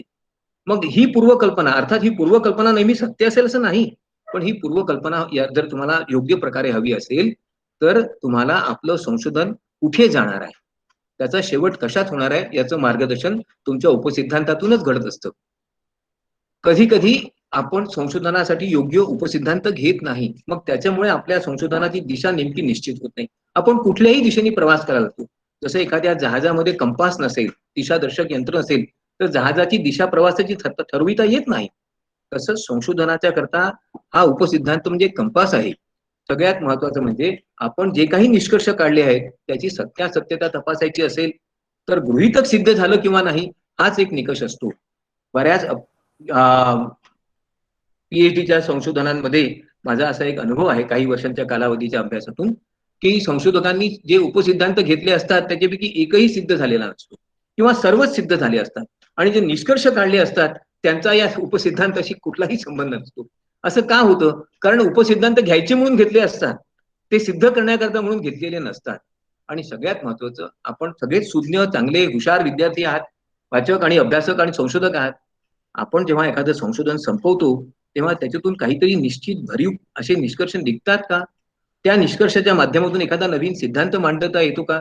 असं आपल्याला जर वाटत असेल की असं काहीतरी व्हावं तर तुम्ही चांगला उपसिद्धांत घेतलाच पाहिजे. याची उदाहरणं तुम्हाला मी देतो. सॉरी. मग आता याच्याकरता कोणती प्रक्रिया आपण उपसिद्धांताकरता एवढी जर आपल्याला काळजी घ्यायला पाहिजे तर उपसिद्धांताकरता मांडणी करता कोणती प्रक्रिया वापरली पाहिजे? सगळ्यात पहिले मूलभूत सत्याचा शोध घ्या. आपल्या संशोधनाची संबंधित असणाऱ्या सर्व आवश्यक सत्य, घटना, माहिती, उपयुक्त माहिती, तथ्य यांची योग्य प्रकारे गोळाबेरीज करा, मांडणी करा की या प्रकारची गोष्ट मला आधीपासून माहिती आहे, मग याच्या आधारावर पुढे मला काय सिद्ध करायचंय. जर आपल्याला सगळी तथ्य माहिती नसतील तर आपण पूर्वग्रहाने दूषित होतो. आपल्याला पुरेशी माहिती नसल्यामुळे आपला समज चुकीचा असतो आणि मग आपण भलतंच विधान उपसिद्धांत म्हणून घेतो. ही जी माहिती आपण गोळा करतो ही वेगवेगळ्या माध्यमातून, स्त्रोतातून गोळा करतो, वेगवेगळ्या प्रकारची असते, पण यांच्यामध्ये परस्पर संबंध जर आपण प्रस्थापित करू शकलो तर आपण एक चांगला उपसिद्धांत मांडू शकतो.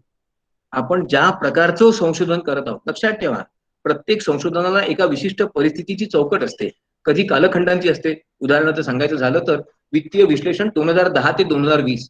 मग स्वाभाविकपणे आपलं या संशोधनाचा आवाका एवढ्या कालावधी करताय.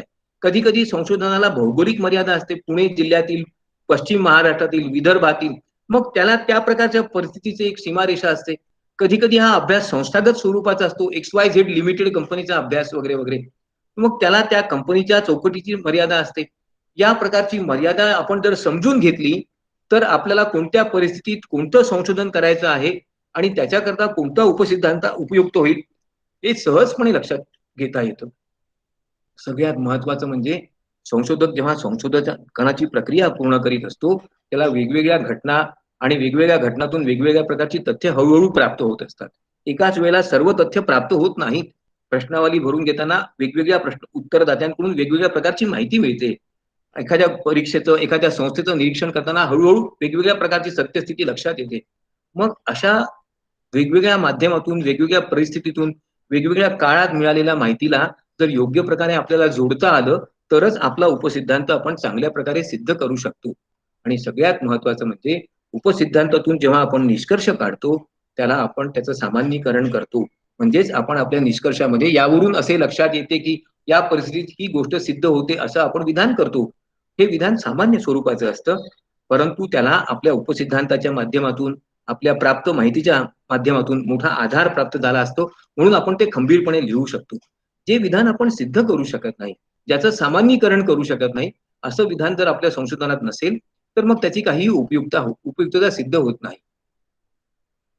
जेव्हा आपण विश्लेषणात्मक अभ्यास करतो, तेव्हा आपल्याला योग्य प्रकारचा उपसिद्धांत असलाच पाहिजे. विश्लेषणात्मक अभ्यास म्हणजे ज्या संशोधनांमध्ये सामान्यपणे अॅनालिसिस ऑफ अशा प्रकारचं आपण एखादं विधान घेतलं असेल, तर त्याच्यात उपसिद्धांत असल्याशिवाय विश्लेषण कसं होईल बरं? म्हणजेच जर समजा एक नावाची घटना सत्य आहे असं विधान आपण करतो आणि मग माहिती गोळा करतो आणि नंतर असं लक्षात येतं की ही घटना सत्य नाही, तर आपण ते विधान नाकारतो. पण नावाची घटना सत्य आहे असं समजून माहिती गोळा केल्याशिवाय पुढचा क्रमच पूर्ण होऊ शकत नाही, पुढचा निष्कर्ष सिद्ध होऊ शकत नाही. आणि म्हणून ही जी सुरुवात आहे ना आपली, ही उपसिद्धांतापासून होते. विश्लेषणात्मक अध्ययनामध्ये नेहमीच उपसिद्धांत असणं आवश्यक आहे. ज्यावेळेला आपल्याला एखाद्या संशोधनातून अशी काही निष्कर्ष काढायचे आहे की जे अत्यंत निश्चित स्वरूपाचे आहेत, की ज्याच्यावर आपण म्हणू शकतो हे खरंच आहे, हे निश्चितपणे सिद्ध होऊ शकतं, त्यावेळेला आपल्याला उपसिद्धांत असला पाहिजे, की जो की आपल्या संशोधनाची पहिली पायरी आहे, की या पायरीचा आधार किंवा पाया इतका भक्कम आहे की माझे निष्कर्ष बरोबर आहे असं मला खात्रीलायकरित्या सांगता येईल. हा आत्मविश्वास येण्याकरता उपसिद्धांताची आवश्यकता असते. ज्यावेळेला एखाद्या अध्ययनाची उद्दिष्ट एखाद्या ठराविक मुद्द्याकडे लक्ष वेधत असतात, एखाद्या ठराविक विषयाकडे लक्ष वेधतात, एखाद्या समस्येच्या एका विशिष्ट पैलूकडे लक्ष वेधतात, त्यावेळेला आपलं उपसिद्धांत अक्षरशः एखाद्या टॉर्च सारखा, मशालीसारखं काम करतो. हे बघा, बरेच वेळा लोकांच्या लक्षात अनेक गोष्टी येतात, पण ज्या मुख्य गोष्टी आहेत दडून राहिल्यामुळे, दुर्लक्षित राहिल्यामुळे किंवा त्यांना फारसं महत्व न दिल्यामुळे उपेक्षित राहतात. उपसिद्धांताच्या माध्यमातून अशाच खऱ्या महत्वाच्या पैलूंकडे लक्ष वेधता येतं. आपण दोन प्रकारे उपसिद्धांताची रचना करू शकतो. एक तर निगम पद्धतीने म्हणजेच डिडक्टिव्ह लॉजिकच्या माध्यमातून. एखादी घटना घडली असेल तर ती घटना का घडली त्याच्या पाठीमागची कारणं पहिले शोधून काढायची, त्या कारणांबद्दल प्रश्न विचारायचे आणि त्यानंतर त्याच्या आधारावर आपला संपूर्ण माहितीचं आकलन व्हायचं आणि नंतर मग आपण त्याच्यातून निष्कर्ष काढायचे. म्हणजे घटना आधी घडलेली आहे, त्याच्याबद्दलची माहिती आपल्यापाशी उपलब्ध आहे, त्याच्या आधारावर आपण त्याच्या पाठीमागचा परस्पर संबंध लक्षात घेतलेला आहे, त्या संदर्भात उपयुक्त समर्थनीय माहिती गोळा केली आहे आणि त्याच्यानंतर आपण सिद्धांताची रचना केली आहे. याच्यामध्ये प्रश्न पहिले आला आहे आणि उत्तर शेवट आला आहे. बहुतेक संशोधनांमध्ये हीच पद्धत आपण विशेषतः वाणिज्यामध्ये वापरत असतो. दुसरी जी पद्धत आहे त्याच्यामध्ये मात्र आगम पद्धतीमध्ये मात्र आपण आधी सिद्धांत घेतो आणि तो सिद्धांत कशा प्रकारे बरोबर आहे किंवा चूक आहे हे ठरविण्याकरता उपयुक्त माहिती गोळा करतो. आणि ही माहिती साधारणपणे सत्यांच्या आधारावर, जेव्हा आपण एखाद्या गोष्टीचा ऐतिहासिक आढावा घेऊन अभ्यास करतो त्या ठिकाणी ही पद्धत विशेषच उपयुक्त सिद्ध होते. कारण बरेच वेळा हा ऐतिहासिक आढावा आपल्याला अनेक प्रकारचे पुरावे उपलब्ध करून देत असतो, ज्या गोष्टी पूर्वी होऊन गेल्या आहेत, इतिहासात झाल्या आहेत, एखाद्या विशिष्ट कालखंडात झाल्या आहेत, त्यांचा अभ्यास जर आपल्याला करायचा असेल तर त्या गोष्टींबद्दल बरीचशी तथ्य, बरीचशी माहिती, बरेचसे समज लोकांमध्ये पूर्वीच कायम झालेले असतात. मग हे समज खरे आहेत किंवा खोटे आहेत त्याच्याकरता उपलब्ध माहितीचं योग्य प्रकारे शास्त्रीय विश्लेषण करून आपण सिद्धांताची रचना करू शकतो. याला आपण आगम पद्धती म्हणतो. ऐतिहासिक स्वरूपाचा जर आपल्याला अभ्यास करायचा असेल तर ही पद्धत उपसिद्धांत मांडण्याकरता उपयुक्त आहे. उपसिद्धांताची रचना करताना अनेक अडचणी येऊ शकतात. प्रत्येकच संशोधकाला योग्य उपसिद्धांत मांडताना या अडचणी सामान्यपणे येतात. या अडचणी कोणत्या प्रकारच्या आहेत? ज्या संशोधकांनी परिपूर्ण वाचन केलेलं नाही, ज्याच्या संकल्पनाच स्पष्ट नाहीत, त्याला उपसिद्धांताची मांडणी करताना खूपच अडचणी येतात. आणि ही संकल्पनात्मक मांडणी जर चुकली असेल, जर या संकल्पनांचं आपलं आकलन चुकलं असेल, तर आपला उपसिद्धांत बरेच वेळा मूळ संशोधनापासून फार दूरचा असतो, त्याच्याशी त्याचा काही संबंध राहत नाही. जे काही साहित्य आपल्याला वाचायचं आहे की ज्याच्या आधारावर आपल्या संकल्पना स्पष्ट होणार आहेत, त्याच्याबद्दल आपण जर काळजी घेतली नाही, एखाद्या विषयाच्या बद्दल आपण अभ्यास करतो, विषयाचं सिनॉप्सिस लिहिण्यापूर्वी, विधान निश्चित करण्यापूर्वी अगोदरच आपलं वाचन झालेलं असलं पाहिजे. पण बरेच वेळा असं लक्षात येतं की आपण विषय आधी निवडतो आणि नंतर वाचायला सुरुवात करतो, प्रस्ताव आधी सादर करतो. एक प्रकारे हे म्हणजे आधी माप द्यायचं आणि मग कपडा आणायचा, अशा प्रकारची ही पद्धत आहे, ही बरोबर नाही. जेव्हा आपल्या विचारांमध्ये तर्कशुद्ध विचारसरणी नसते, तार्किक आधार नसतो, आपण केवळ आपल्या भावनेच्या भरात मला या विषयाचा अभ्यास करायचा आहे, मला एक फलाण्या माणसाने सांगितलं म्हणून हा विषय अभ्यासाला घ्यायचा आहे, अशा जेव्हा आपल्या कल्पना असतात, किंवा पुन्हा हा विषय सोपा वाटतो म्हणून मी घेणार आहे असं जेव्हा आपल्याला वाटतं, तेव्हा आपल्यापाशी तर्क नसतो. अशा प्रकारचं अतार्किक विचारांनी जेव्हा आपण संशोधन करतो, तेव्हा उपसिद्धांत बरोबर येतच नाहीत. कधी कधी आपल्याला वैज्ञानिक पद्धतींचं आकलन नसतं. कशा प्रकारे हे संशोधनाची समस्या कदाचित योग्य असेल, पण ते संशोधन करण्याकरता कोणती पद्धत वापरायची आहे याचं जर आपलं आकलन नसेल, तर आपण संशोधनातला उपसिद्धांत सिद्ध करू शकत नाही. आणि सगळ्यात महत्वाचं म्हणजे योग्य संशोधन कौशल्याअभावी अनेक वेळा संशोधनाचा उपसिद्धांत चांगला असून सुद्धा, किंवा योग्य प्रकारची माहिती असून सुद्धा चांगला उपसिद्धांत आपल्याला लिहिता येत नाही. आपल्यापाशी पूर्णपणे संशोधनाची कौशल्य असली पाहिजेत. मागील एका व्याख्यानामध्ये मी संशोधकापाशी कोणती कौशल्य असली पाहिजेत याचा उल्लेख केला आहे. परिपूर्ण वाचन, तर्कशुद्ध विचारसरणी आणि वेगवेगळ्या पद्धतीने अनेक गोष्टींमधला परस्पर संबंध प्रस्थापित करण्याचं कौशल्य आपल्यामध्ये असलंच पाहिजे, तरच आपण चांगल्या प्रकारचं संशोधन करू शकतो. असं बरेच वेळा होतं की लोकांना असं वाटतं आपण जो निष्कर्ष काढणार आहोत तोच आपला उपसिद्धांत आहे. हे चुकीचं आहे. आपला उपसिद्धांत निष्कर्षाकडे जातो, पण प्रत्येक निष्कर्ष म्हणजे उपसिद्धांत नाही आणि प्रत्येक उपसिद्धांत म्हणजे निष्कर्ष नाही. बरेच वेळा काही उपसिद्धांत गैर ठरतात, चुकीचे ठरतात, आपण नाकारतो. मग ते आपलं निष्कर्ष आहे का? उत्तर नाही असं आहे. दुसरी गोष्ट, आपण घेतलेला प्रत्येक उपसिद्धांत खराच असला पाहिजे किंवा होच सकारात्मकच सिद्धांत सिद्ध झाला पाहिजे असं नाही. उपसिद्धांत ही पहिली पायरी आहे, हा आधार आहे. याच्यामध्ये आपल्या अनेक गैरसमजांचा, अपसमजांचा, अपूर्ण माहितीचा समावेश असतो. प्रत्यक्ष माहिती प्राप्त केल्यानंतरच तो उपसिद्धांत खरा किंवा चूक हे सिद्ध होत असतं. मग अशा वेळेला उपसिद्धांत सुरुवातीलाच खरा असला पाहिजे असा आग्रह धरणं चुकीचं आहे. तिसरी महत्वाची गोष्ट म्हणजे आपल्याला नेमकं कशाचा अभ्यास करायचा आहे, कोणत्या पद्धतीने अभ्यास करायचा आहे हे माहीत नसल्यामुळे आपण अनेक चुकीचे उपसिद्धांत घेतो. काही संशोधनांमध्ये तर संशोधनाची उद्दिष्ट आणि उपसिद्धांत एकसारखीच असतात. असं कधीच होता कामा नये. संशोधनाचं उद्दिष्ट वेगळी बाब आहे आणि संशोधनाचं उपसिद्धांत किंवा गृहीतक ही वेगळी बाब आहे. दोन्ही एकसारखीच विधानं असता कामा नये.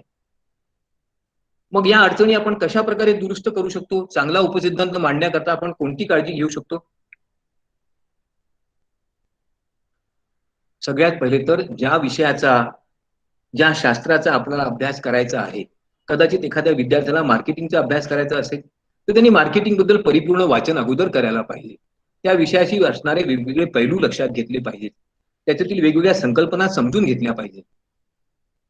त्याच्याशी संबंधित असणारा एक तर्कशुद्ध स्वतःचा विचार, क्रमबद्ध विचार त्यांनी विकसित केला पाहिजे. काही लोकांना जर समजा जाहिरातीचा समाजावर होणारा प्रभाव हा विषय अभ्यासाला घ्यायचा असेल, तर आधी तर जाहिरात म्हणजे काय, जाहिरातीचे प्रभाव कशा प्रकारचे असतात, जाहिराती का प्रभाव करतात, त्याच्या पाठीमागचं मानसशास्त्र याबद्दल प्रचंड वाचन करणं अत्यंत आवश्यक आहे.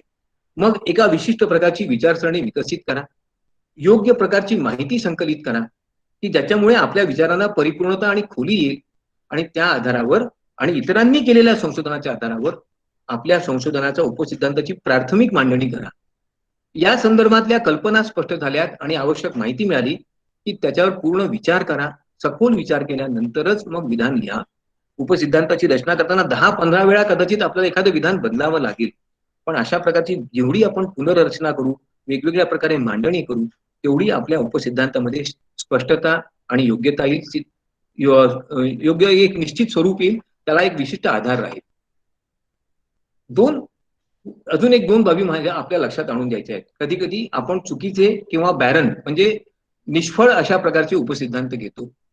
जे उपसिद्धांत कधीच सिद्ध होऊ शकणार नाही त्यांना आपण निष्फळ उपसिद्धांत म्हणतो. आणि आपल्याला कदाचित आधीपासून माहिती असतं की याबद्दल आपल्याला माहिती मिळणार नाही, ही गोष्ट आपण सिद्ध करू शकणार नाही, पण तरी देखील आपण अशा प्रकारचा उपसिद्धांत घेतो. याला आपण चुकीचा, असत्य किंवा निष्फळ असा उपसिद्धांत म्हणतो. प्रत्येक संशोधकांनी अशा प्रकारचा उपसिद्धांत घेण्यापासून स्वतःला दूर ठेवलं पाहिजे. काळजी घेतली पाहिजे की आपला सिद्धांत कोणत्या ना प्रकारे सिद्ध होईल. मग तो सिद्धांत मान्य होईल किंवा अमान्य होईल ती बाब वेगळी, पण जो कधीच सिद्ध होऊ शकणार नाही, जो मुळापासूनच चुकीचा आहे, जो पूर्वग्रहावर आधारित आहे किंवा जो प्रस्थापित सर्व सिद्धांतांना पूर्णपणे नाकारणारा आहे, असा उपसिद्धांत घेणं अगदी गैर आहे. असं करू नका. याची एक तुम्हाला उदाहरण मला द्यायचं आहे. एका विद्यार्थ्यांनी आपल्या संशोधनात उपसिद्धांत घेतला की राजकीय नेतृत्वाच्या प्रचंड प्रभावामुळे एखाद्या विशिष्ट उद्योगातील यशाची संधी मारली जाते. आता आपण राजकीय प्रभाव ही संकल्पना अजूनही स्पष्ट करू शकलो नाही, परिभाषित करू शकलो नाही. कोणत्या घटकांना राजकीय प्रभाव म्हणायचं आणि कोणत्या घटकांना राजकीय प्रभाव म्हणायचं नाही हे अद्यापही निश्चित झालेलं नाही. मग अशा प्रकारचा जो उपसिद्धांत आपण घेतला असेल, गृहीतक घेतलं असेल, तर हे आपण सिद्ध करू शकतो का? याच्याकरता पुरेशी माहिती देखील मिळणं शक्य होत नाही. कारण याच गोष्टीला राजकीय प्रभाव म्हणायचं असं आपल्यापाशी कोणतंच तर्कशास्त्र नाहीये. दुसरं अजून एक उदाहरण तुम्हाला देऊ इच्छितो. एक विधान वाचा. Poor academic standards and apathy on the part of parents are the principal factors responsible for failure of education system. आजच्या शैक्षणिक पद्धतीच्या पराभवासाठी पालकांमधली शैक्षणिक दर्जाबद्दलची उदासीनता प्रामुख्याने जबाबदार आहे. कशावर? पालक उदासीन आहेत हे आपण निर्धारित करू शकणार नाही, याच्याकरता लागणारे घटक आपल्याला माहित नाही. पालक शिक्षण व्यवस्थेबद्दल उदासीन आहेत अशा प्रकारची माहिती आपल्याला सर्वांकडून सत्य स्वरूपात मिळेल याची पण खात्री देता येत नाही. मग ज्या वेळेला एखाद्या विधानाबद्दलची आवश्यक परिपूर्ण माहिती आपल्याला मिळू शकत नसेल, जे विधान आपण पुराव्यांच्या तथ्यांच्या आधारे सिद्ध करू शकत नाही, अशा प्रकारचं उदाहरण घेणं, अशा प्रकारचं विधान गृहीतक म्हणून घेणं निश्चितच चुकीचं होईल. आपल्याला फारसं समर्थनीय आणि सिद्ध करण्यासारखं होणार नाही. हे झालेलं आहे नाही का?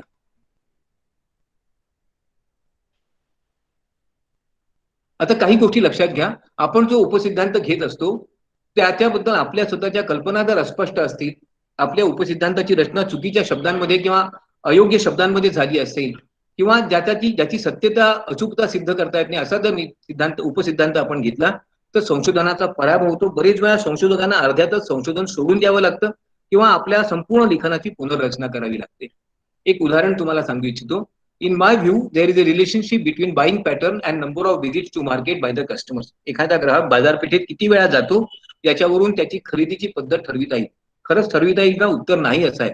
मग असं विधान आपण जर उपसिद्धांत म्हणून घेतलं असेल तर काहीही आपल्याला सिद्ध करता येणार नाही. दुसरं एक विधान पहा. The employees who are better paid never criticise policies of the organisation. ज्या कर्मचाऱ्यांना खूप पगार मिळतो ते आपल्या संघटनेच्या धोरणांवर कधीच टीका करत नाही. काही आवश्यकता नाही, असं असणं काही आवश्यक नाही, सिद्ध होऊ शकत नाही. मग अशा प्रकारचं निरर्थक उपसिद्धांत घेणं फारसं उपयुक्त होत नाही, यातून काही साध्य करता येत नाही. चांगल्या संशोधकाला उपसिद्धांत वेगवेगळ्या प्रकारे सहाय्य करतो.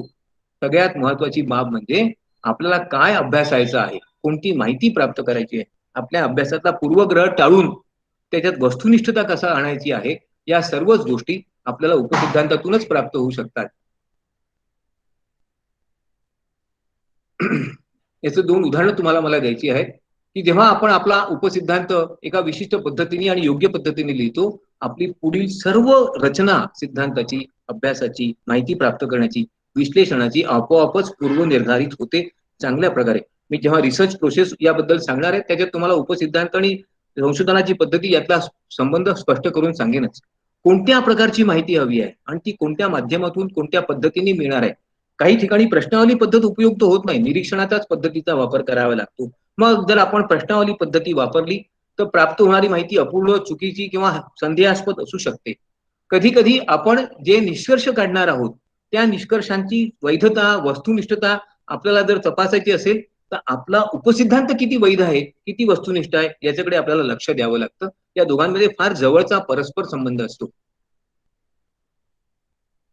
मी नल हायपोथिसिस बद्दल मगाशी सांगितलं होतं. एक महत्वाची बाब लक्षात घ्या. अनेक संशोधनांमध्ये सकारात्मक आणि नल असे दोन्ही हायपोथिसिस घेतले जातात. परंतु एक बाब लक्षात घ्या, प्रत्येक संशोधनामध्ये नल हायपोथिसिस घेण्याची आवश्यकता नाही. अभ्यासाचे स्वरूप जर सांख्यिकीय माहितीवर आधारित असेल, ज्या अभ्यासात मोठ्या प्रमाणात सांख्यिकीय विश्लेषणाची आवश्यकता आहे, ज्या अभ्यासात गुणात्मक अशा प्रकारचे म्हणजे क्वालिटेटिव्ह अशा प्रकारचे वेगवेगळे घटक असतील, क्वालिटेटिव्ह व्हेरिएबल्स असतील, त्यांच्याच करता नल हायपोथिसिसची जास्त आवश्यकता असते. जर अभ्यास सर्वसामान्य स्वरूपाचा असेल, जर अभ्यासाकरता विश्लेषणात्मक तंत्रांचा, सांख्यिकीय तंत्रांचा आपण वापर करणार नसू तर नल हायपोथिसिस घेतला नाही तरी सुद्धा आपला सामान्य हायपोथिसिस घेऊन आपण आपला अभ्यास पूर्ण करू शकतो. हायपोथिसिसच्या उपसिद्धांताच्या तपासणीमध्ये काही चुका होत असतात. दोन प्रकारच्या चुका होतात. सगळ्यात महत्वाची चूक म्हणजे आपल्या संशोधनाची रचना जर चुकली असेल तर उपसिद्धांत चुकल्यामुळे त्याचं तपासणी करता येत नाही. ज्या प्रकारचा आपण नमुना निवडला असेल त्या नमुना निवडण्याची पद्धत, मी एक वाक्य तुमच्या माहिती करता तुम्हाला सांगू इच्छितो. अनेक संशोधक लिहितात की आम्ही कन्व्हिनियन्स सॅम्पलिंगचा वापर केलेला आहे. एक प्रकारे ते आपल्या संशोधनाच्या मर्यादेलाच अधोरेखित करीत असतात. कारण कन्व्हिनियन्स म्हणजे कोणाची कन्व्हिनियन्स? जर संशोधकाने केवळ स्वतःची सोय पाहून ज्याचीकडून माहिती मिळेल तीच माहिती घ्यायची आणि तिचाच उपयोग करायचा असं जर ठरवलं असेल, तर घेतलेला नमुना, घेतलेला निदर्श प्रातिनिधिक स्वरूपाचा राहणार नाही.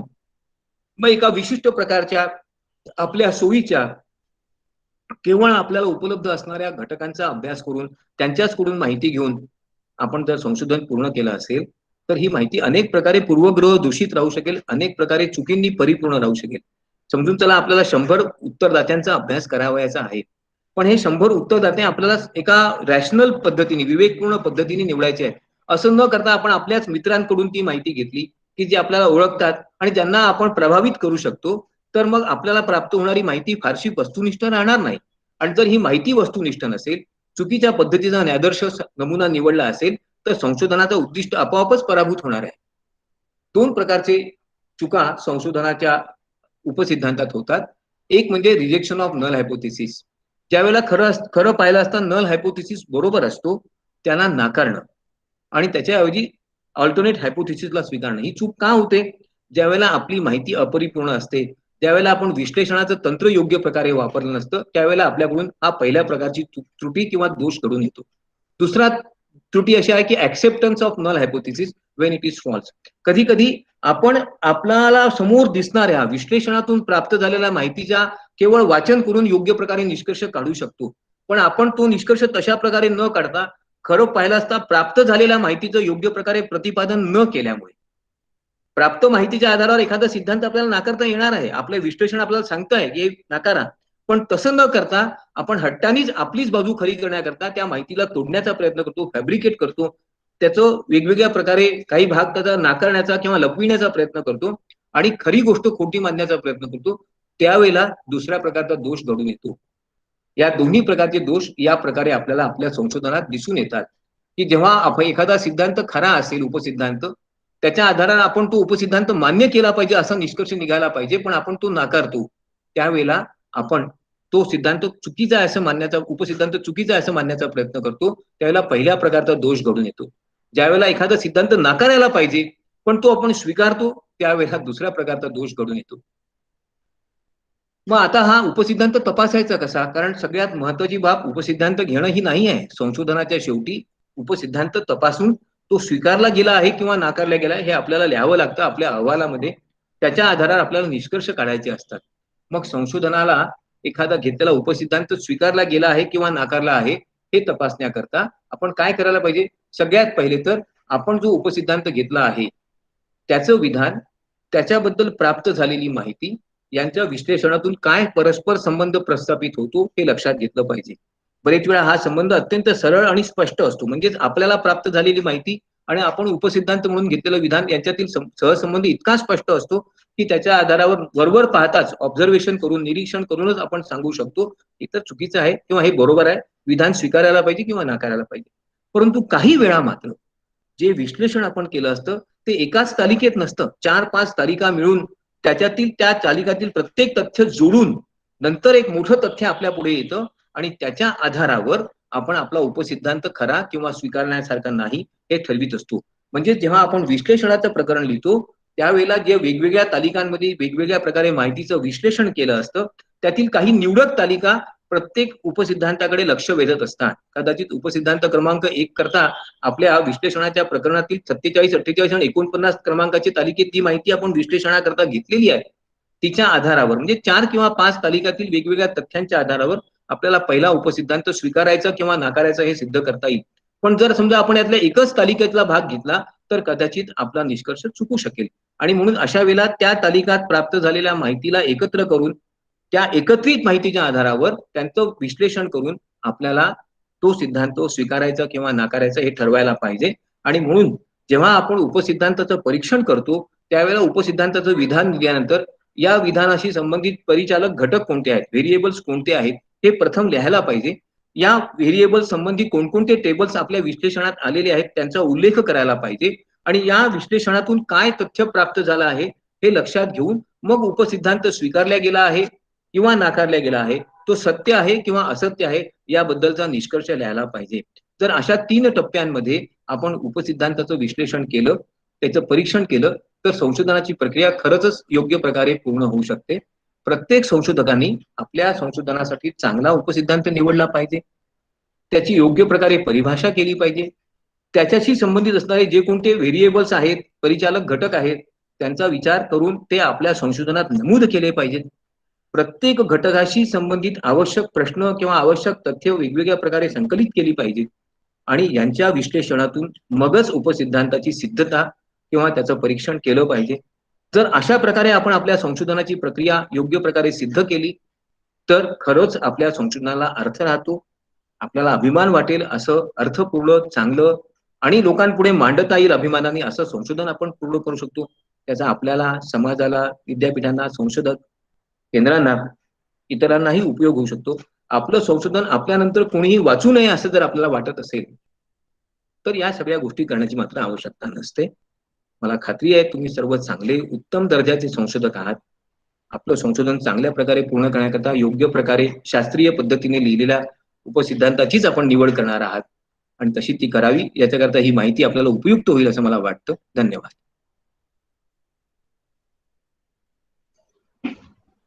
Thank you sir. थँक्यू. सर एखादा दुसरा क्वेश्चन विचारू का सर थोडा? हा विचारा. सर बऱ्याच वेळा असं असतं की आपण जेव्हा नल किंवा अल्टरनेट आपण हायपोथेसिस लिहितो तर बरेचसे परीक्षे जेव्हा असतात रेफरीज असतात ते म्हणत नाही की हायपोथेसिस 1, 2, 3 किंवा 4 असं लिहिलं पाहिजे. तर असं काही थंब रूल आहे का की आपण हायपोथेसिसला साधारणपणे पॉझिटिव्ह हायपोथेसिसला H1 आणि नल H0 आणि नल हायपोथेसिसला H1 अशी पद्धत वापरतो, ही सर्व मान्य आहे. जर आपल्या संशोधनात 5 उपसिद्धांत असतील, गृहीतक असतील, हायपोथेसिस असतील तर A H1 H0, B H1 H0 अशा प्रकारे सुद्धा आपण त्याची रचना करू शकतो. ABCDE याप्रमाणे सुद्धा. सर अजून एक क्वेश्चन थोडं, जेव्हा स्टेटमेंट ऑफ द प्रॉब्लेम आहे आणि ऑब्जेक्टिव्ह आणि हायपोथेसिस या तिघांचा सांगडा घालण्याकरता काय काळजी घ्यावी जेणेकरून तो आपलं म्हणजे एक सिंक्रोनायझेशन होईल सर व्यवस्थित? त्याच्याकरता मी रचक ऑब्जेक्टिव्ह नावाचं जे प्रकरण घेणार आहे त्याच्यात objective and relationship with hypothesis त्याच्याबद्दल माहिती घेणार आहे आणि त्यावेळेला ऑब्जेक्टिव्ह आणखी हायपोथेसिस मध्ये काय फरक आहे. माझा एक छोटासा असा अनुभव आहे थोड्याशा कालांतराला की बरेच वेळा संशोधनाची उद्दिष्ट आणि संशोधनाची उपसिद्धांत एकच विधान आहे. किंबहुना काही वेळा तर संशोधनाची उद्दिष्ट लिहिलीच जात नाही, उपसिद्धांतच लिहिले जातात किंवा उद्दिष्ट लिहिली तर उपसिद्धांत लिहिले जातात. तर हे जर टाळायचं असेल तर आपल्याला हे माहित असायला पाहिजे की उद्दिष्ट म्हणजे नेमकं काय, उपसिद्धांत म्हणजे काय त्याच्यातलं. आणि दुसरी महत्वाची गोष्ट माहिती गोळा करण्याकरता कोणते पॅरामीटर्स आणि व्हेरिएबल्स आपण वापरणार आहोत हे निर्धारित करण्याकरता या दोन्ही गोष्टींचा आपल्याला फारच उपयोग होतो आणि म्हणून या दोन गोष्टी आपण समजून घेतल्या पाहिजे. त्याचा फरक समजतो ते मी परत सांगणार आहे, दुसऱ्या व्याख्यानात सांगणार आहे. थोडी जरा स्पीड सांगणार आहे मी.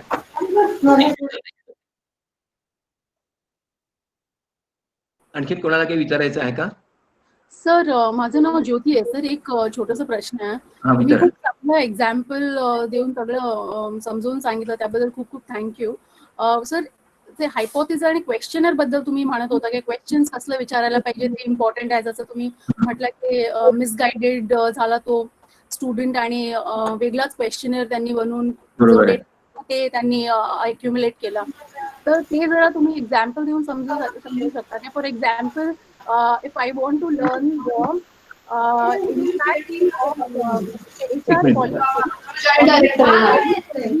आवाज येत नाही बरोबर, प्लीज. हॅलो, आवाज येत नाही तुमचा.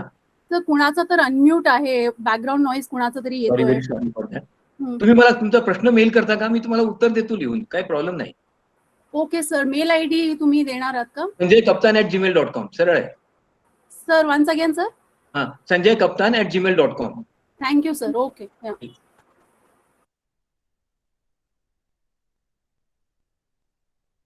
मुकेश काही विचारायचं आहे का तुला?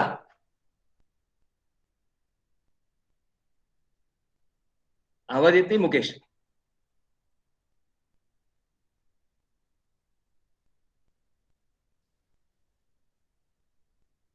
मुकेश आवाज येत नाही आहे.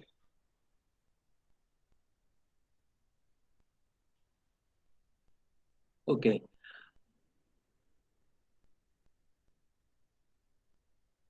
आणखी कोणाला काही विचारायचं आहे का? हॅलो.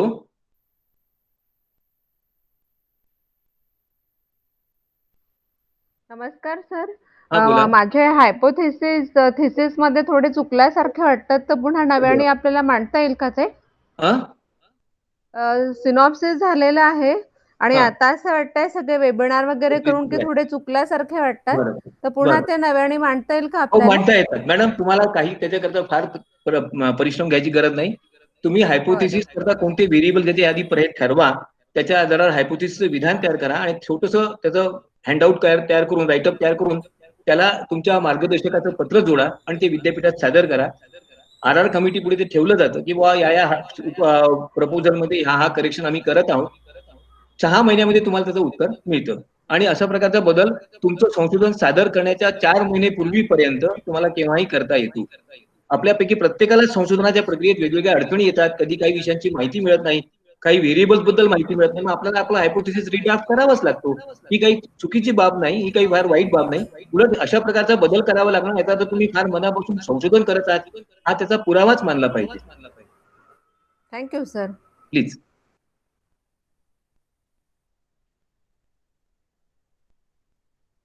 बरं आहे, धन्यवाद सगळ्यांना. थँक्यू. फारच छान झालं सर लेक्चर. अरे कोण आहे? Thank you so much Ravindra Deshmukh. हा, रवींद्र. काय रवी, कसं काय चालू आहे? फारच चांगलं झालं. Thank you, so nice of you. फारच इन्फॉर्मेटिव्ह आहे. बरं, या शुक्रवारी जो विषय आहे तो फार वेगळा आणि महत्वाचा आहे. आपण कृपा करून सामील व्हा. उद्या सगळ्यांना माहिती देण्यात येईलच. शुक्रवारला time and time good for none या विषयावर मी बोलणार आहे, कालगणनेबद्दल.